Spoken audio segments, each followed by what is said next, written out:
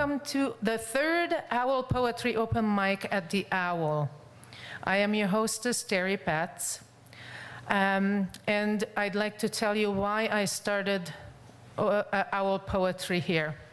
Last fall, I joined a few women led by Kat Charissage for a poetry circle, and I liked it so much I wanted to continue with my involvement with poetry after Kat's group was over.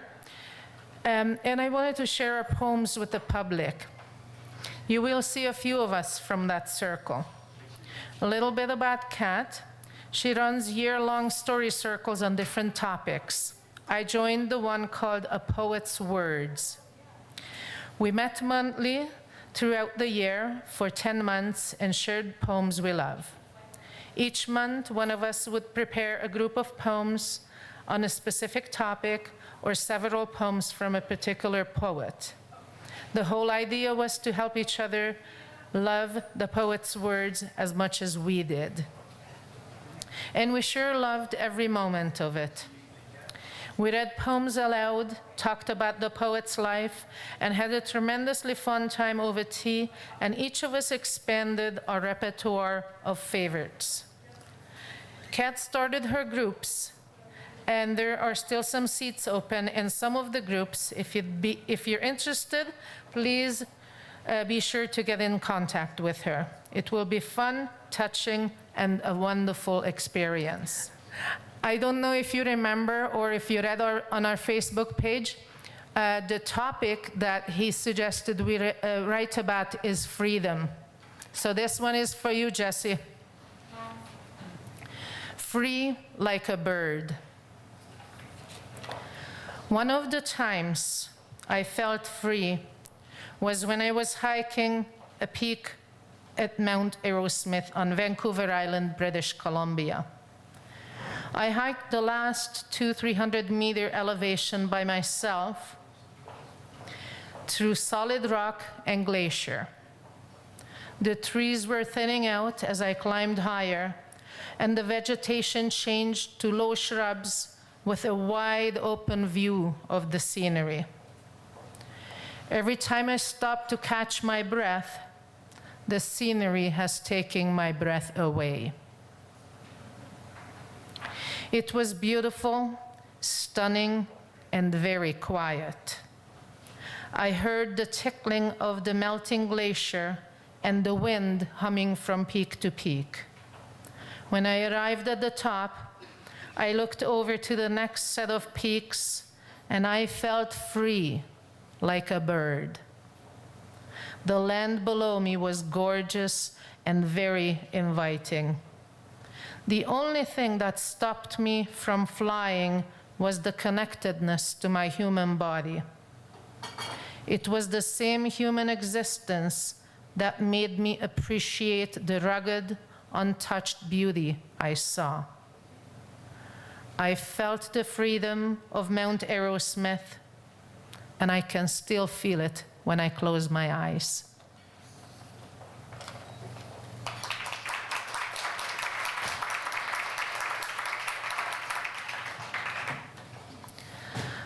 The next one is an old piece, and it's sort of a poem that a little girl would, a conversation a little girl would have with her mom. It's called Mr. Right. Mommy, how do I know when I find Mr. Right? Asked the little girl. Do I know it from the color of his hair? No, sweetheart, the mother said. Do I know it from the color of his eyes? Questioned the little girl. No, not from that either, answered the mother. From his beauty? Asked the little girl again. No, honey, said the mother. Then please tell me, how do I know? Begged the little girl in desperation. The mother answered quietly. It doesn't matter what color of his hair or eyes are, but he will have the fire of love in his eyes, and that fire will nourish you. You will not see his beauty with your eyes, but with your heart. Your hands will shake when you put them in his hands. Your hearts will beat together, and you will stare at the moonlight together. When you dance, you will feel as if you practiced for years because you will move in harmony. Neither of you will need to demand anything from each other because you will both give and receive with ease. You trust in each other, and God will be so strong that you will get over any obstacle. When you are not with him, you will long for him, and he will greet you with joy when he sees you. You will find such peace and comfort in his arms as nowhere else in the whole wide world. He will love you, respect you, and will be protective of you without being jealous. I think this is how you will know you found Mr. Right.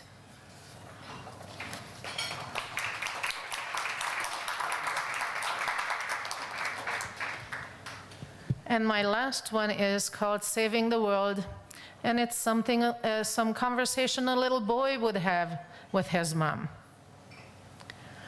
"How can I save the world, Mommy?" asked the little boy one day. "Should I be a doctor and save people from diseases?" The mother said, "No, my son, you don't have to do that." "Should I be a fireman and save people from burning to death?" The mother replied, "No, my son, you don't have to do that." The little boy asked again, "Should I be the president and run the country?" The mother replied again, "No, my son, you don't have to do that." The little boy asked, frustrated, "Should I be a lawyer and protect people's rights?" The mother said in her usual soft voice, "No, my son, you don't have to do that either." "Then tell me, Mom, what do I have to do?" asked the little boy with tears in his eyes. "You can do anything your heart desires, but you don't have to be any of the above. Do everything with love, grace, honor, and dignity, regardless of title, position, or salary. Treat people with the same respect you would want to receive. Help people in need, and give your money to charities. When you fall in love, give it everything you have. Never hold back. If ever your world is falling apart or you are doing exceptionally well, pray. If you can't find the road in the dark, wait for the light. Should you ever not feel loved, think of me and God, because we will always love you no matter what. Teach this to your children too. This is how you save the world.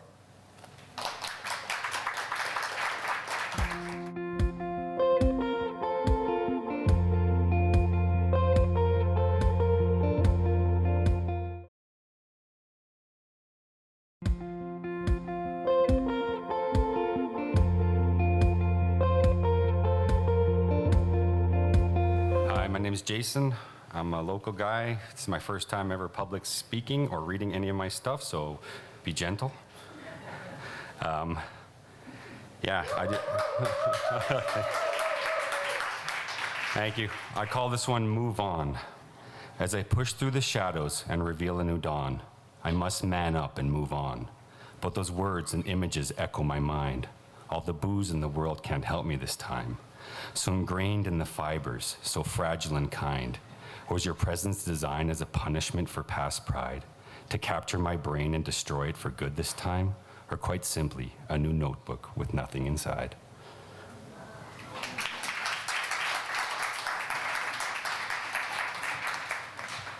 This one's called Spoken Under Breath. So harsh are the words spoken under breath, daggers meant for hearts, but ears they do not get.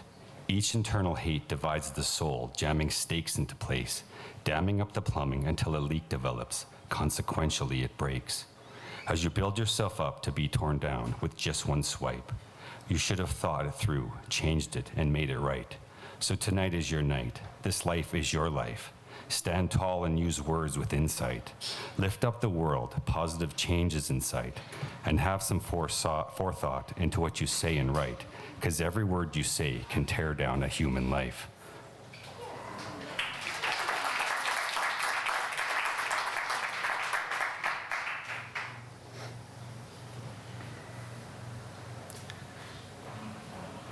This one's called Pelt. More waves of keeps pelting my pelt until I lay down and cover myself, praying for help. I'd give it all away, all possessions and wealth, to not feel life anymore. You know the hand you've been dealt? Hoping strength will wash over me and give my knees some release. Shaking woe from my cranium, unleashing the beast. Stand up, be tall, fear must escape this stone wall. Show who's boss to the squall. Beat them all, these harsh demons, proving once and for all that you're strong. Conquering everything that makes you feel small, and uplifting others who cannot battle at all.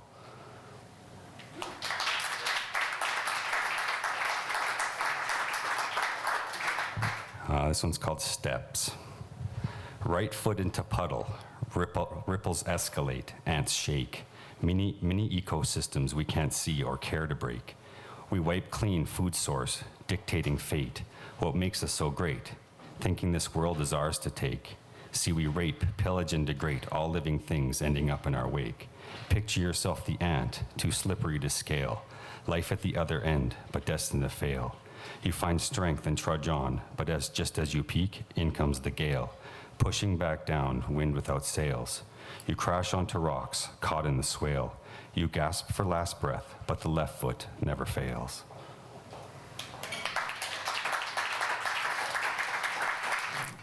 This one's called Husk. A husk left over from the night has disintegrated to dust. Trust is now diminished and churned into crust. The final thrust as the breeze gently flew through each hair on my soul stood up and shook loose, stomping through the swamp to gather them up. Can't pinpoint the location of where they came from. The void so apparent, cold shivers my tusks. Was it true love or just blind lust?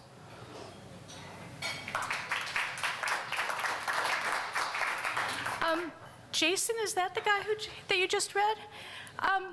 If this was the first time you ever read, like, it's time. So, yeah, come back next month, yeah. Okay, so Jesse had the idea that we write on freedom this month.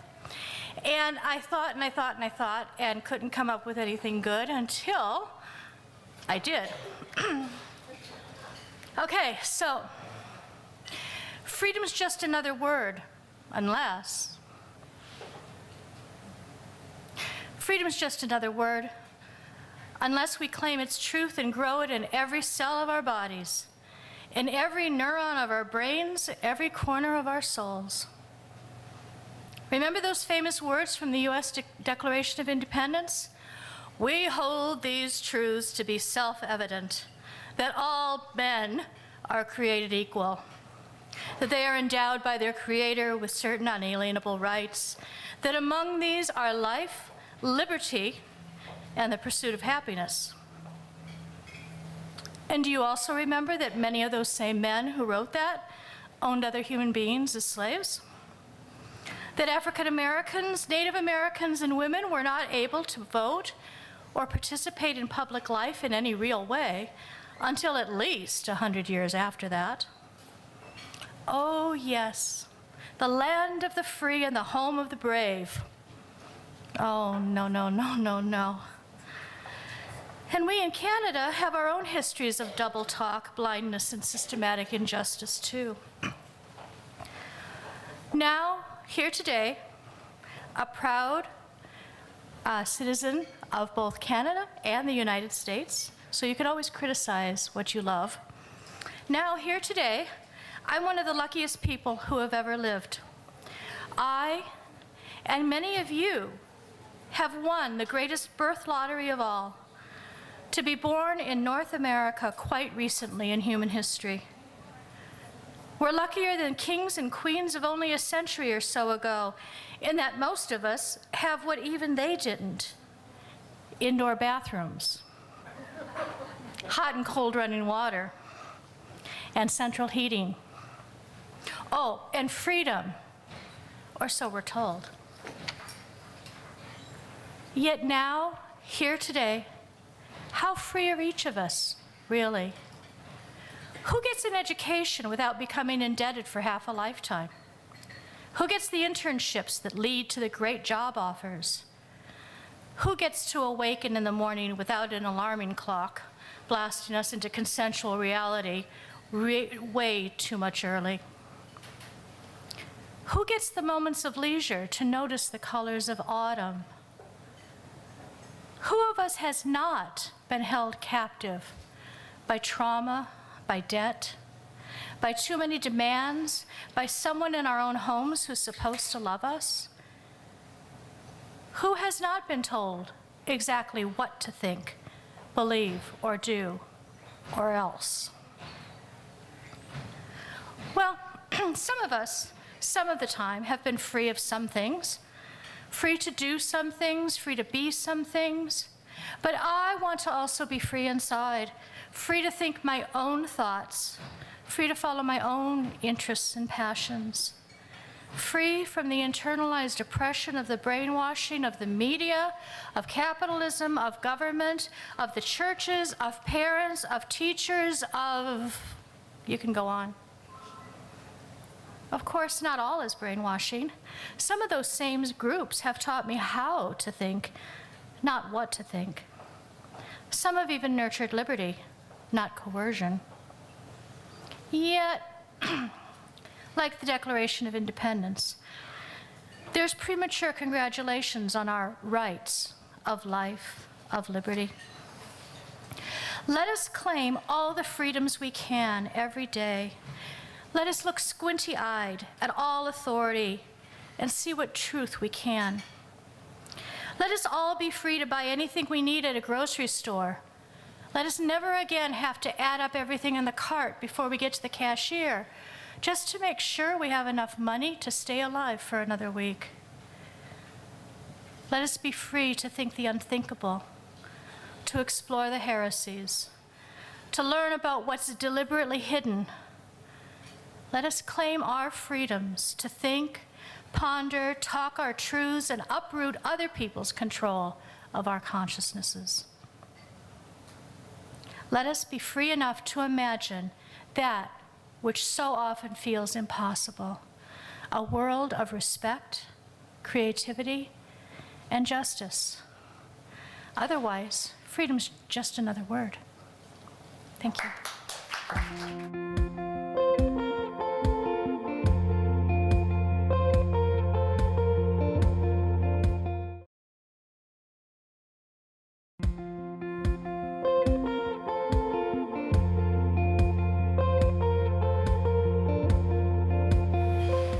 Good evening, everybody. I have a poem called Looking Up. The November sky is opaque until way up high, ethereal high, the odd distant bird appears in the windy blank vault. Then another and another, and all are lightly tossed on that canvas of pale, indeterminate beauty, lifting gracefully from earth into the grand palette overhead. Their trajectory is like a meandering font, tracing random patterns of thought. Scrabbling beneath mercurial immensity at all times, humans looked up daily, searching the sky for signs. So desperate were they to know or predict just what might come their way next, some must have decided to circumscribe reality themselves. So envying freewheeling birds on high, seeing the very air transcribed, men eventually invented their own font to write it all down instead, in what became the Bible's Old Testament, where an idea swelled into solemn scripture, the vast universe brought to heel with an imagined picture. The ineffable firmament was now heaven, shining throne for a God, a proxy father at the helm, unseen, omniscient, and in charge. Self-appointed male prophets of this deity wrote holy books, introducing the useful, controlling concept of original sin that handily implanted lifelong guilt at birth. The first, most stunningly successful example of the current phenomenon of fake news. Although these men/prophets wrote entirely at a self-declared remove, they still felt entitled to demand their commandments be hammered in stone. This display of hubris in what were essentially middle men was in spite of cold, watery truth bubbling all around them, trickling down their temples of warm, living skin. The true tale is told by poor Eve, always crouching behind, nearer the ground, incubating sons while covering herself in shame.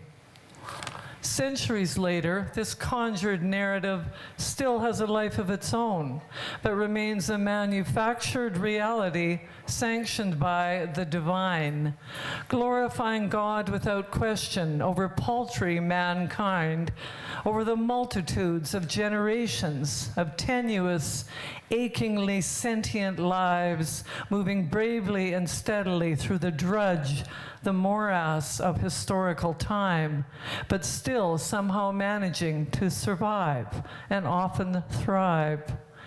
Religious doctrine increasingly challenges our clever recipe to evolve by claiming parity and even dominion over the esteemed rule of law, us at our rational best, messy and complicated, but also hard-won. But billions prefer the ease of medieval thinking with its more sacred feel, with its ancient texts full of thee and thou, adding instant gravitas to each vulnerable, trapped self. Any proximity to the reflective power and glory of the Almighty fills a big hole inside with the added illusion of care and a promise. If you keep the faith and believe, you will never die. So this ponderous, inherently punitive creed has spread like wildfire. Pseudo sky-high ceilings and spires were erected to reach toward the heavenly sky, with sweepingly grand cathedrals of marble to welcome the faithful inside, to be both awed and subdued, while gazing up at biblical figures reverently rendered in stained glass, but probably moved more by the simple beauty of color, backlit by strong sunlight streaming through. We were more honest as Druids, worshiping that outside in the woods. New Age thinking has brought some real evolution, though. Many of the grim edicts are now either ignored outright or softened into the more generous but glib comfort of there must be something. So this hybrid sensibly eschews the uncharitable, more rigid, organized religion. This weakening, along with furious, growing intertribal fighting, has created more purists doubling down on arcane doctrine, even weaponizing it with venom. The definition of extreme, far from us at our best. Unable to suspend disbelief, atheists have always seen religion as pure wishful thinking, the family configuration writ large and persisting, God the Father or just the universe watching over and caring for us always, as if. Forced to coexist with so many believers, free thinkers remain baffled, smothered by the hovering metaphor, but still feeling some empathy, struck by the innocence at its core, until it marches righteously into our schools and government halls, that is. Nestled in the profound mystery of consciousness, seeing nature's innate grandeur as fully part of us and enough, We atheists bow instead to all common animal dignity, recognizing our own is heightened by bitter knowledge of mortality. So when we look up, what we see is our eggshell lives, the delicate luster overhead gleaming in our eyes. And we cherish the majestic bird ballet in the sky for just what it is. Tiny totems dotting the pallid looming with a small jerked grace, surfing chaotic currents with gloriously evolved wings. Birds belong up there, even their bones filled with air, fortunate to need no reason to be what they are. Arrogant and Apollonian men want to occupy the very height of the sky, so invented cumbersome ways for us to fly up there and beyond, bent on both elevating and dispersing the teeming depths of the mind. But in truth, we are all grounded, each bound to carry our own pulsing weight, marching apace on this spinning old planet, our heavy heads doomed, but marvelous and crackling, buzzing with light and life.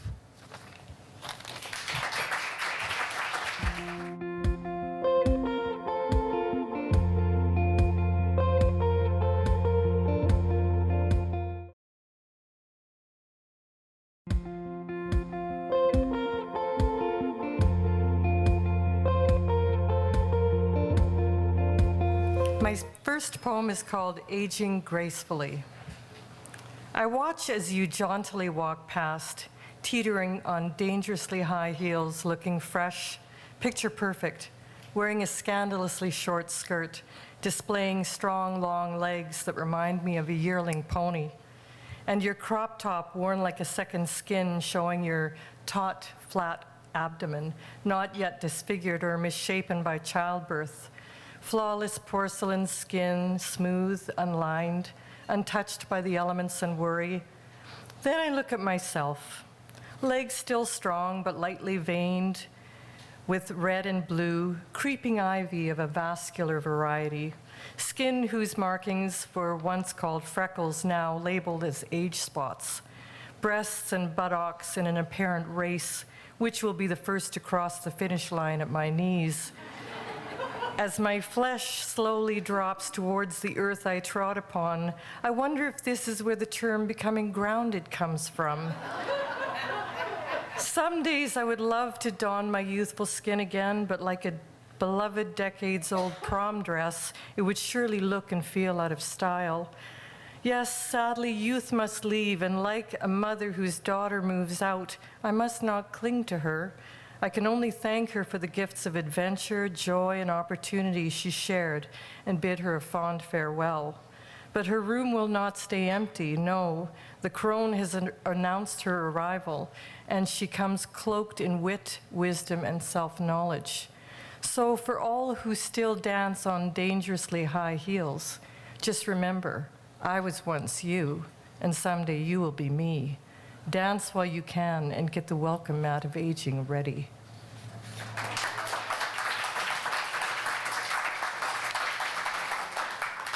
The next one is called Fairy Tales. If life were a fairy tale, you would be my Lancelot, my knight in shining armor. But this life is no fairy tale. You are a prince without a pony, a king without a kingdom. Your bag of gold is empty, and I am Cinderella long after the clock has struck midnight. So I didn't actually do my homework, but I kind of accidentally did. I thought this month I couldn't come up with anything authentic about freedom. Every time I thought of it, it kept on getting really, really dark. I mean, I'm a union man now. I'm a tax-paying citizen. We have our borders. I went and sat outside the jail and watched these guys. And I'm like, freedom, freedom, freedom. And then I remembered I wrote a song in my youth about freedom for a music festival. And here it is. Here's some cheesy stuff about freedom. It's time to trust in our fellow man, so let's build a nation hand by hand, and let's stretch it out right across the land. Divided we fall, so united we must stand. Let's build an oasis for you to seek refuge, a little hole for some lighting to get through. Whether you're singing its praises or crying the blues, it doesn't matter. There's a million people here in your shoes. So let me tell you what I'm gonna do. Embrace your hand in mine and survive with you, because we got freedom. God bless Canada.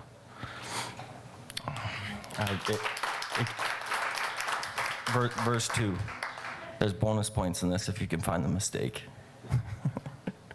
In each and every war, we're criticized for the peace we fight for, but when the draft comes and you're not on the list, you take pride in this nation full of pacifists. And when you're looking for this thing called bliss, just take a look around, see it does exist. From coast to coast, I'll tell you this, Canada's the host that they love the mostest.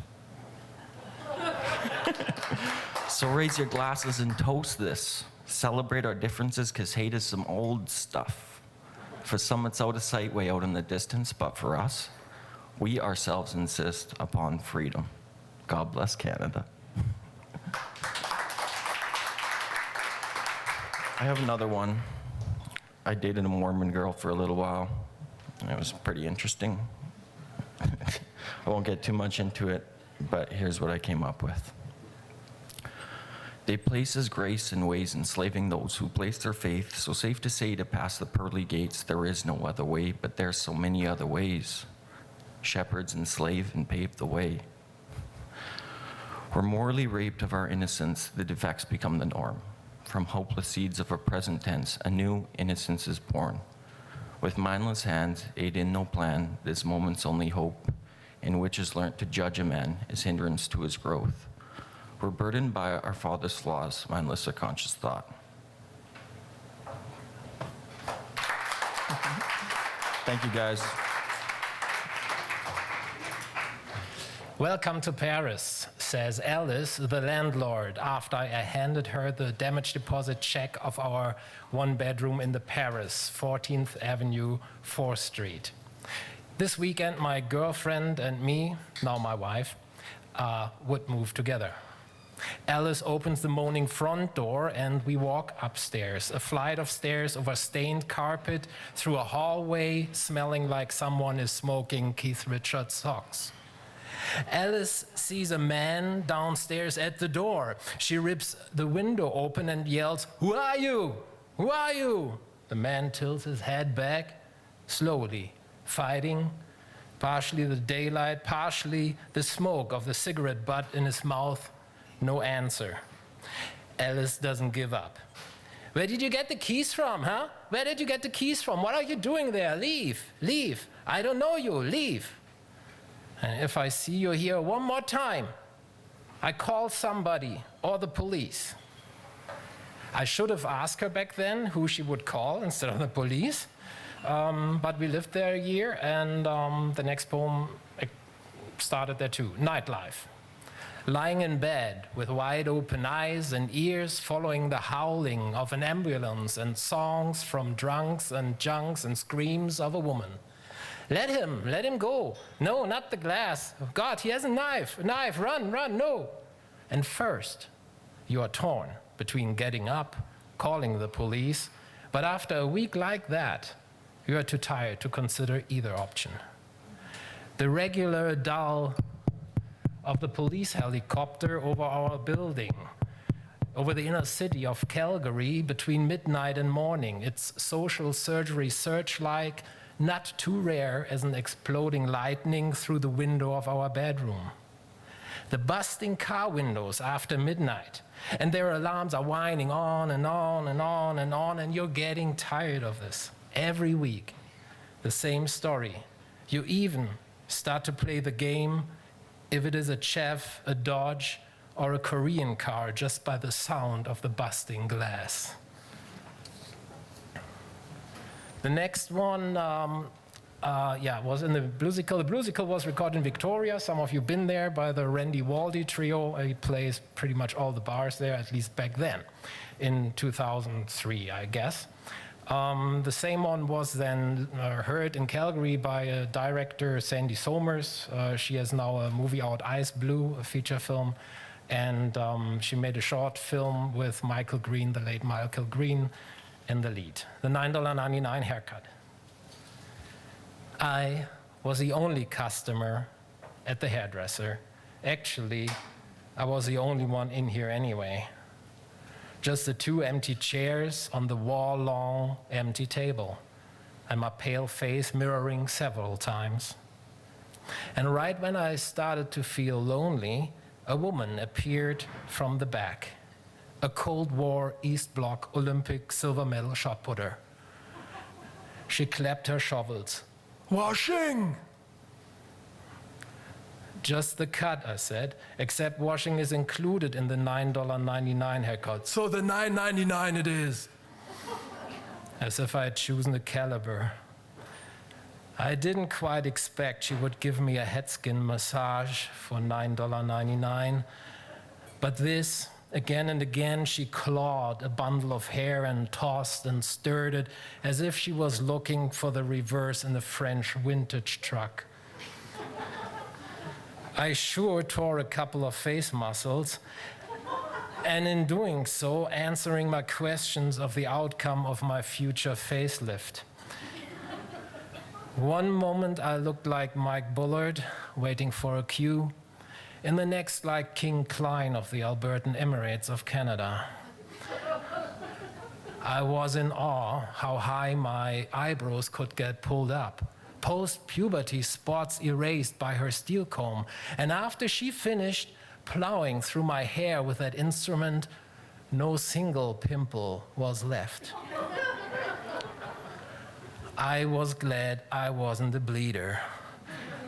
Otherwise, I would have looked like Jesus after getting rid of the crown of thorns and a $9.99 haircut. What did I do to her? Did she try old torture on me? And what could I really ask for $9.99? Would she recommend a conditioner? Eventually, she stopped and pointed to both sides of my head, and unprepared, I said, "No, leave my ears alone." Her fingernails drilled into my sideburns. I said, "No, they're okay like that." "Then we're through. Half of everything."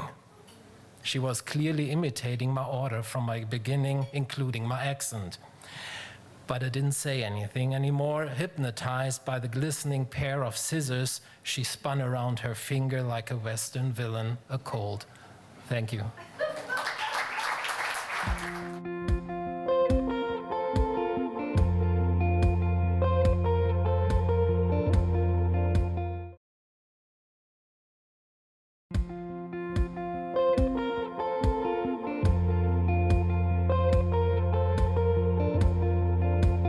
I don't know what I did to be the featured poet. All I did was ask Terry, tell her I'd written a rather long narrative poem. I know at least some of us here have had the privilege of living in Victoria, and a lot more have probably visited. And I know everybody here had a childhood, so I hope one of those portals will help you enter this poetry, this picture of a time that was very important to me. It's called Childhood Bliss and Eden's Demise. When I was a child, for several years I was blessed with trips to paradise, my own special Garden of Eden. Eden in those days had an address, 1081 Burnside West, Victoria, BC, just past the smelly farm on Grange Road, but not quite as far as Wilkinson, where Miss Feezy had her little shop. Every summer, and sometimes on a rainy Easter break, I'd board the train, then catch a princess boat to Victoria, and settle into my other life in my grandparents' home, my own vision of heaven on earth. The neighborhood was so unlike my own in Calgary, one of facing houses in grid-line rows, little square boxes with minimal differences, front lawns bare of tree or shrub, large backyards of mostly summer yellowed grass. But the Victoria neighborhood looked as if someone had carefully eased one-of-a-kind dwellings into a pristine landscape of trees, rocks, and hills, where roads were built to curve around whatever might lie in their way. Just down the road, the Piddingtons planted fields of wheat around their big brown house with the beckoning black banister built for children's sliding backsides. The neighbors here were, like my grandparents, mostly retired English folk, some of them military men, retired, Colonel Mills, 2 majors, and across the road, a lowly captain. They were polite, but not effusive, as befitted proper English decorum.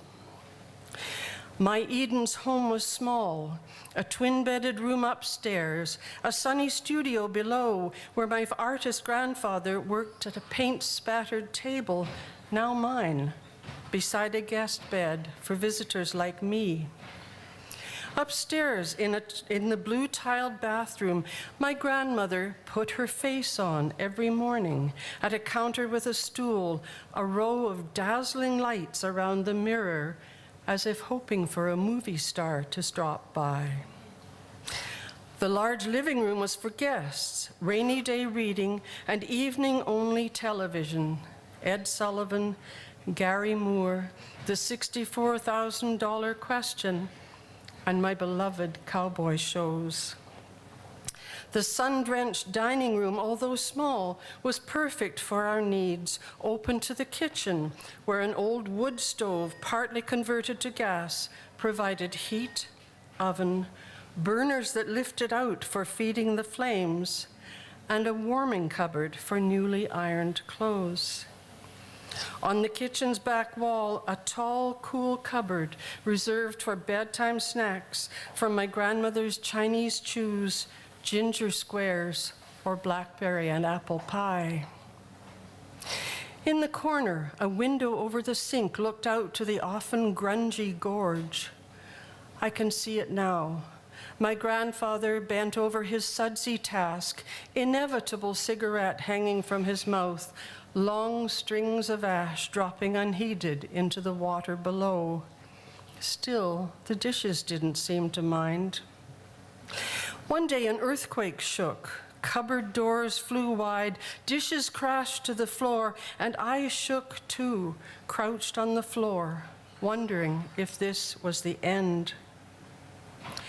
Downstairs, besides the studio, was the hidey hole under the stairs, where a dresser drawer hid the grass-skirted, black-skinned Maori doll my grandmother had brought from New Zealand, so very non-PC these days, as is the koala with the genuine fur, sad to say, rubbed almost bare by childhood's ignorant affection. The new washing machine that cleaned clothes at the touch of a button, symbol of 1950s progress, amazed us all. At its first use, we stood and watched as clothes and soapy water swished round and round behind the little window that held us all, adult and child, captive audience. A wood pile, chopped for kitchen stove and parlor fireplace, rarely used in summertime, was a makeshift wall delineating garage from basement. There, in the unlit secret space, my grandfather stashed his contraband, the occasional dirty book or magazine, and his little bottles of booze, kept for medicinal purpose only, of course. Grandpa rolled his own cigarettes from tins marked Players, a smiling sailor on their shiny lids. I loved to help, pinching just the right amount of tobacco, carefully rolling it in fine paper, licking the edges to seal. It smelled divine, and I felt so grown up. Outside the house, all was lush, rich, and spacious. In front, an immaculately kept green lawn whose perfection of evenly mown rows was only broken by a bus stop and a single flowering tree. At the side of the house, a peach tree espaliered up the wall. An easy reach out the open dining room window would pluck ripe peaches whose skins came off in one smooth peel and whose taste Adam and Eve would have known. Behind the house, 3 distinct parts: formal English flower garden walled with luscious lavender. Across from that, a cherry tree and a patch of lawn, where I spent many happy hours, lips stained red with cherry juice, playing lookout in a tall ship's crow's nest, stagecoach driver, Robin Hood in Sherwood Wild, or Roy Rogers, an old sawhorse, my faithful trigger, a candy cigarette with red tip hanging from my lips, in emulation of my beloved grandfather. And of course, the other garden filled with fruits of the earth, if the birds didn't get them first, despite the netted covering. We had to be content to share strawberries, raspberries, peas, and beans, tasting real, unlike today's prematurely picked for market food. Last, the white fence with trellis gate leading into untamed wilderness. Trees, bushes, thigh-high grasses gently swayed as a snake wriggled by. Eden has to have a snake. And a couple of plum trees, wild or introduced, I do not know. A hammock stretched between 2 trunks. There I would lie, listening for the train which passed right below the rocks behind this magical place. I would climb them at a run, anticipating the blast of steam enfolding me in a moment of sheer, delightful terror, an alternate dimension where time slowed down and space was no more. And so the days went by and turned to years. My childhood now long gone, the old folks long since dead. And Eden too is gone. In that glorious area behind the house at 1081 Burnside West, in a move of perverted alchemy turning gold to lead, the powers that be dug a roadway, built a new row of houses where the rocks, trees, and gardens used to be. The train now runs no more. The tracks lie rusting, buried under wild growth alongside the always busy highway. And right behind the house, where the cherry tree used to be, a junkyard for a broken down old truck. The once proud little house has gone to pot, desperate for a coat of paint or at least some sign of care and respect. I wish I didn't know. But still, I have my memories of people and of place, memories always ripe for savoring with grateful delight. So perhaps Eden isn't completely gone, but has merely faded to a different reality, requiring a special password to pass by the angel with the flaming sword. Thank you.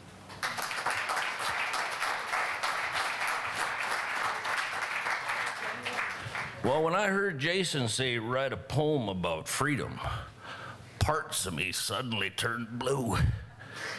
For how was it that he knew freedom too? I met her in a thrift store where we conducted our own type of sale. We took a pinch for shoplifting and did 5 days in jail. I said, "Freedom, you done broke my heart." She said, "My name is Frida, you stupid old fart." Good evening, folks, and welcome to the show. Well, I don't mind telling you, living with a broken heart ain't all it's cracked up to be. I truly cannot recommend it. Some people say, "Lloyd, how come you don't do any poems about love?" Well, the truth of the matter is I got plenty of poems about love. Yeah, I do. There's one called, well, maybe not that one, but see, that one's about love between a man and an animal. His horse, come on. Oh, I know. 50 Shades of Sorrow. In the back of this old Mercury is where I lay my head, because in the back of this old Mercury is where I've made my bed. I think of you and I smoke another cigarette. The back of this old Merc, she's chock full of regret. Well, I won't be home for Christmas. It won't be anytime soon. I won't be home for Christmas. I gotta pay my dues for loving Sue. I'm sad and lonely. Oh, yes, it's true. Sad and lonely. If I had only given all my love to you, I would not feel so lonely. I wouldn't be so blue, but I got you. The sad and lonely. Oh, yes, it's true. Sad and lonely. Now you know why I didn't write the poems.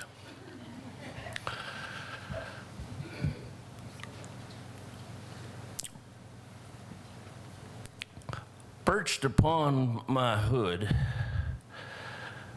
a shiny chrome dove. I hadn't eaten in 4 or 5 days, and my grandmother thought I was in love. My sister said, quit singing those sad songs, you're never gonna find a wife. I said, sis, those sad songs make me happy, and I know that ain't right. With a cold one I put 5 in the tank and a cold one in my hand. I check my look in the side view mirror, and I'm still the man. I move a little better after I've taken a pill. I'll make my way down the hill. They all stare as I walk by to the old hotel where I'll soon be high. I park next to a cafe on the corner where lovers meet, even though I'm bound to the cold, windy side of the street. Just cross the wooden bridge to the outskirts of town, if you're looking for love and he ain't around. Tobacco-stained floors where only whiskey is poured. The drapes are drawn, the sun don't shine. Just the ticking of the clock as you slowly lose your mind. Melancholy in room 103. If you're looking for love, that's where I'll be. Hey, you, I saw you Sunday morning leaving that hotel. You were walking hand in hand with a tall, dark, handsome man. I took a shot to calm my nerves. I knew there were no turning back. I felt the lead enter my body. I saw the sky turn black. Mother heard the shot ring out, and out the door she ran, standing over her only son, a tall, dark, handsome man. So take me to my prairie home, return me to the land, underneath that apple tree where we stood hand in hand. Now, what do you got to say about that, sis? Well, if that ain't love, I don't know what is.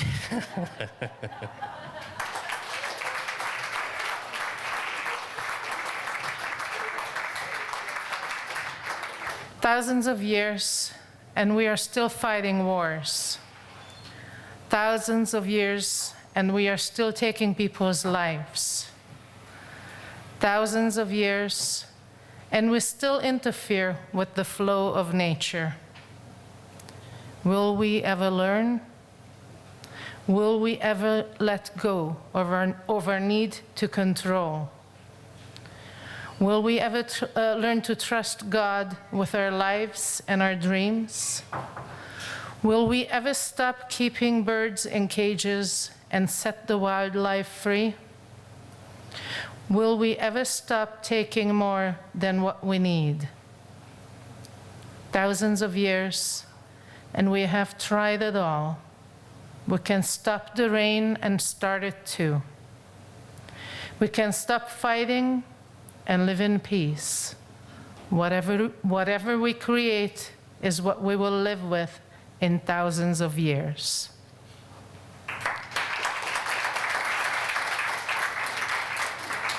And thank you, Owl, for all your hard work. I hope people bought me enough drinks, though I haven't seen any yet. I guess it's too late now. Thank you, everybody. See you next time.